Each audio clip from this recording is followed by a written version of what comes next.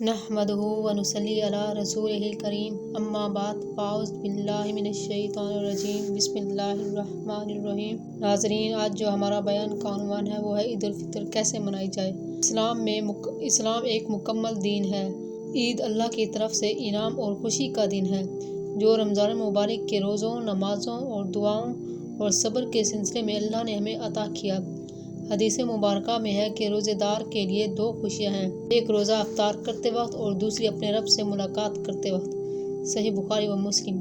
عید ان خوشیوں میں سے ہے جو اللہ کی رضا حاصل کرنے کے بعد بندے کو دنیا میں نصیب ہوتی ہے۔ میری بہنوں، جیسے عید کے دن قریب آتے ہیں تو مردے کیوں روتے ہیں اور یہ کیوں دعا کرتے ہیں کہ کاش کبھی عید کا دن نہ آئے۔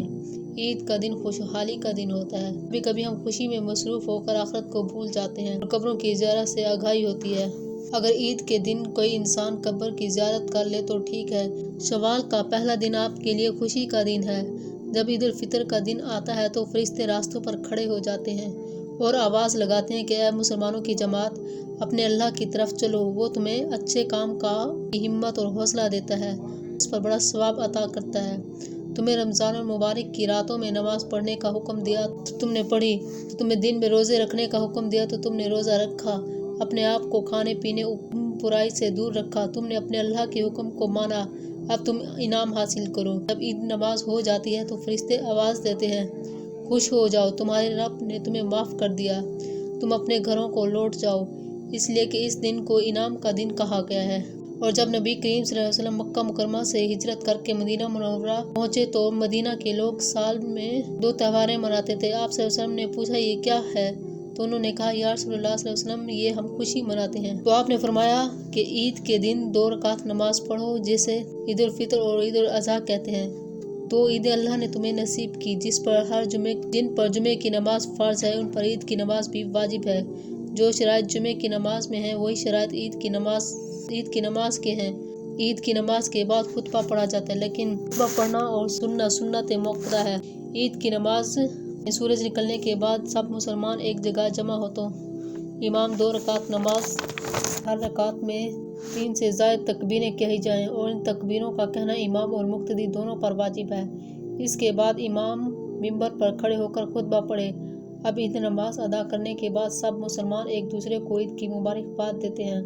اب بات یہ ہے کہ عید زندہ لوگوں کے لیے تو خوشی کا دن ہے، مگر مردے کیوں کہتے ہیں کہ کاش عید کبھی نہ آئے، جو عید کے آنے پر دکھ میں آ جاتے ہیں اور ان پر بہت مصیبت آنے والی ہوتی ہے، اس وجہ سے وہ پریشان ہوتے ہیں۔ میرے نبی کریم صلی اللہ علیہ وسلم نے فرمایا جو رمضان مبارک کے مہینے میں انتقال کرتے ہیں ان سے حساب نہیں ہوتا اور قبر میں ان سے سوال جواب بھی نہیں ہوتے۔ جیسا کہ حدیث پاک میں ہے کہ ایک گناہ گار انسان کے لیے جہنم کی کھڑکی کھول دی جاتی ہے اور مردہ جہنم تپش قبر کے اندر برداشت محسوس کرتا ہے۔ آپ نے فرمایا جب وہ مردہ راحت محسوس کرتا ہے۔ اب سوال یہ پیدا ہوتا ہے کہ جن لوگوں کے اوپر اللہ کا عذاب ہٹا دیا جاتا ہے ان کے اوپر عید کے بعد عذاب آتا ہے کہ نہیں؟ کچھ مردے ایسے ہوتے ہیں کہ ان پر عذاب نہیں آتا اور کچھ ایسے ہوتے ہیں کہ عید کے دن سے عذاب شروع ہو جاتا ہے۔ ہر مردے کو ان کے اعمال کے مطابق سزا مل رہی ہوتی ہے۔ جو لوگ مسلمان نہیں ہوتے یعنی کہ کافر ہوتے ہیں تو ان کے لیے اللہ کا عذاب نازل کر دیا جاتا ہے اور پورا سال عذاب میں گھرے رہتے ہیں۔ جب رمضان کا مہینہ ختم ہو جاتا ہے تو رمضان کی برکتیں بھی ختم ہو جاتی ہیں، شیطان کو قید سے رہا کر دیا جاتا ہے، اردو سے رحم کا معاملہ ختم کر دیا جاتا ہے، جنت کے دروازے بند کر دیے جاتے ہیں اور جہنم کے کھول دیے جاتے ہیں۔ ان سب باتوں کا مردوں کو معلوم ہوتا ہے، جس کی وجہ سے وہ غمگین ہوتے ہیں کہ وہ روتے ہیں۔ وہ کہتے ہیں کہ کاش رمضان کبھی نہ ختم ہو، ہم پر کوئی عذاب تو نہیں ہوتا۔ عید کے دن لوگوں سے پیار محبت سے ملو، غریبوں کی مدد کرو۔ عید کی ایک خاص رقم غریبوں اور ضرورت مندوں کو دی جاتی ہے۔ مسلمانوں کو اس دن غریبوں کی مدد کرنی چاہیے، ان کا خیال رکھنا چاہیے۔ آپ صلی اللہ علیہ وسلم بڑی سادگی سے عید مناتے تھے۔ ایک بار حضور صلی اللہ علیہ وسلم صبح کے وقت عیدگاہ کی طرف جا رہے تھے، راستے میں دیکھا کہ ایک چھوٹا سا بچہ اداس بیٹھا ہوا ہے، باقی بچے کھیل رہے ہیں۔ تو آپ صلی اللہ علیہ وسلم ان کے پاس گئے اور پوچھا بیٹا کیا بات ہے، آپ اتنی اداس کیوں ہو؟ تو اس نے کہا میرے پاس کپڑے نہیں، میرے ماں باپ فوت ہو گئے ہیں، میرے پاس کپڑے نہیں ہیں اور میرے پاس کھانے کے لیے کچھ نہیں ہے۔ تو آپ صلی اللہ علیہ وسلم کی آنکھوں سے آنسو آ گئے۔ تو آپ صلی اللہ علیہ وسلم اس کو اپنے گھر لے گئے، ان کو نہلایا، کپڑے پہنائے اور کھانے کے لیے کچھ دیا اور عیدگاہ کی طرف لے گئے۔ وہ دوسرے بچے اس بچے کو دیکھ کر خوش ہو گئے تو آپ صلی اللہ علیہ وسلم نے فرمایا آج سے تم میرے بیٹے ہو۔ تو ہم سب مسلمانوں کو چاہیے کہ ایک دوسرے کا خیال رکھیں، پیار و محبت سے ملیں، پیار و محبت سے رہیں۔